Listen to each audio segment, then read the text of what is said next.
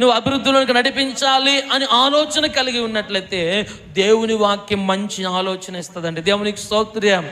Hallelujah. He is the good teacher and ఆయన గొప్ప బోధకుడై ఉన్నాడు. ఆయన మంచి సమరుడై ఉన్నాడు. ఆయన నడిపించే గొప్ప బోధకుడై ఉన్నాడు కనుక ఆయన బోధలను నడిపించబడాలి. దేవునికి స్తోత్రం. ఆయన బోధలు నడిపిస్తున్న ప్రతి సేవకుని దేవుడు విడిచిపెట్టలేదు. ఆయన బోధలు నడిపిస్తున్న ప్రతి విశ్వాసని దేవుడు ఎప్పుడు విడిచిపెట్టడు. దేవునికి స్తోత్రం. అర్థమవుతుందండి. మనమే దేవుని విడిచిపెడుతున్నా, మనమే దేవునికి దూరం అయిపోతున్నాము, కానీ దేవుడు మాత్రం ఎప్పుడు మనల్ని విడిచిపెట్టాడు. దేవునికి స్తోత్రం.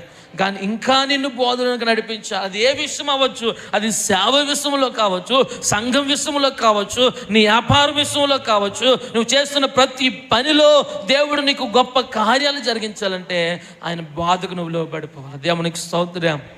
అర్థమవుతుందండి. ఎందులోకి నడిపించబడాలి?